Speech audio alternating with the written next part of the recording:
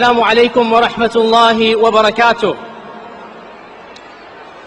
Let me begin today's talk by a story, a real story that occurred almost 1,000 years ago, when the world was a very different place and the Muslims had the upper hand. It so happened that in a certain battle, the Sultan of the Muslims, the leader of the Muslim Ummah, by the name of Sultan Alp-Arsalan, faced the leader of the Roman Empire, the Emperor of Byzantium, Romanos IV. In this battle, the Muslim Khalifa was on one side and the Roman Emperor was on the other side. And it so happened that the Muslims won a resounding victory over the Christians.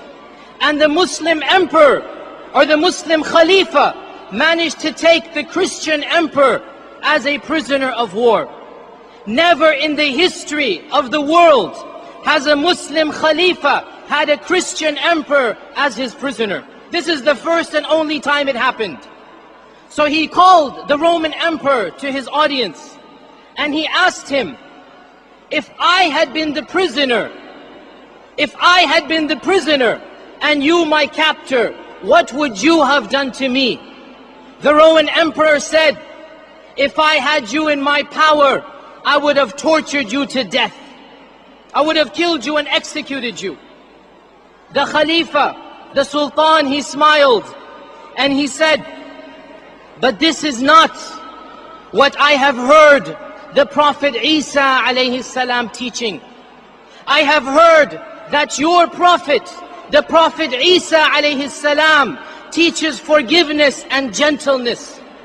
And so I shall forgive you and I shall set you free and allow you to return to your lands. And that is exactly what he did. At a time when the Sultan, when the Khalifa could have been merciless, he chose to be merciful, because that is what the prophets of Allah taught him. And by quoting Jesus Christ, by quoting Isa ibn Maryam to the Emperor of Rome, it was as if he was saying, you are not the real followers of Jesus Christ. You are not the true followers of Isa ibn Maryam. You don't even manage to follow his own teachings. Rather, it is the Muslims who are truly the followers of the prophets of Allah. If this message could have been given 1,000 years ago, then surely it has much relevance today. If the Muslims could demonstrate their mercy at a time of power, they could demonstrate their forgiveness and tolerance, then how much more so do we need to embody those very traits?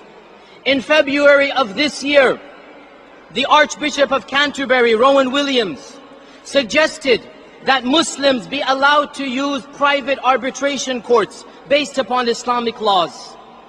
The uproar that these remarks caused, the media, the politicians, they unleashed a vicious wave of anger and indignation, from the ravings of the tabloid press to the disgraceful call for the resignation from senior clerics. The irony in all of this, of course, is that such an alternative already exists in England. Orthodox Jews for years, for decades, for centuries have had parallel courts in which they judge by the laws of the Torah when it comes to marriage and divorce. So the question arises, if it's allowed for Orthodox Jews, why shouldn't Muslims be allowed the exact same freedom and rights? This indignation is a clear example of what has been termed Islamofobia, which is defined to be the irrational, the illogical fear of Islam. It is a fear that makes no sense. It is a fear that has no reason. It is nothing short of a phobia, Islamophobia. And there are many manifestations of this Islamophobia in our times. For example, the ban on the hijab. For example, the problems of building masjids here in the Western world. For example, the issue of freedom of speech. With regards to the hijab, there are many European nations such as the Netherlands, Belgium, Norway, Sweden. They are currently debating whether they can ban the burqa and the niqab.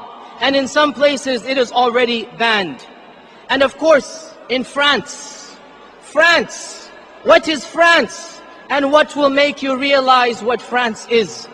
This country of France, once upon a time, it took the lead in spearheading the age of enlightenment upon Europe. Once upon a time, it championed freedom against state oppression and freedom against restrictive church laws. But now, it seems to be turning full circle and returning to the very state of affairs that they fought 2 centuries ago. The hijab ban is old news.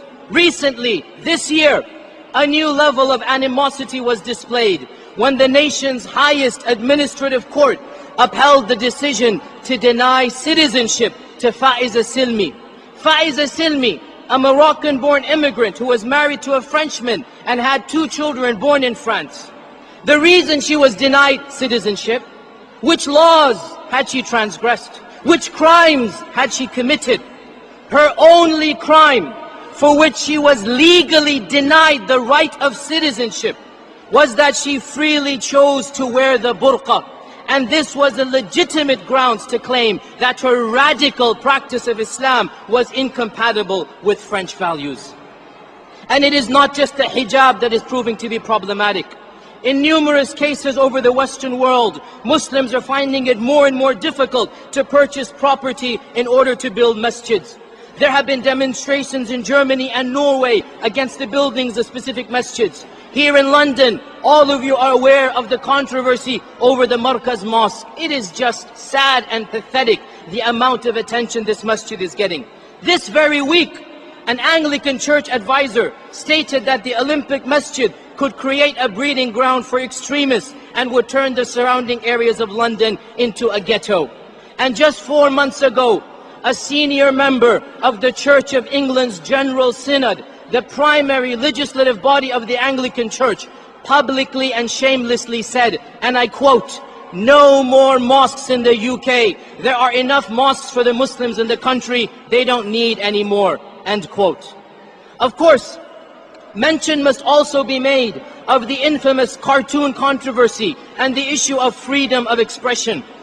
You are all familiar with the Danish caricatures of the Prophet ﷺ, and now recently the release of the book, The Jewel of Medina. But how many of you are aware, that earlier this year, just a few months ago, a national museum in Austria displayed a picture of Jesus Christ and the 12 disciples in a very vulgar manner. The painter went out of his way to mock them and suggested an inappropriate relationship between them. Predictably, the museum was flooded with phone calls and letters from angry Catholics and indeed many Christians. And I wouldn't be surprised if Muslims also got angry, because we should have gotten angry for that. What did the museum do? The museum, in less than a week, took down the painting, quietly removed it and got rid of it. And it issued a statement. And I quote to you one paragraph of the statement. Listen to this. They state, "This has nothing to do with censorship. Rather, it corresponds with the understood reverence for the sacred. It is also an act of respect towards those believers who felt that this portrayal offended and provoked their deepest religious sensitivity." End quote. Did I hear that right? Really? Is that your excuse? Reverence for the sacred, respect towards believers, not wanting to provoke religious sentiment. Where were these very feelings when it was Muslim sentiment being provoked? Where were these very feelings when it was the Prophet of Islam being ridiculed?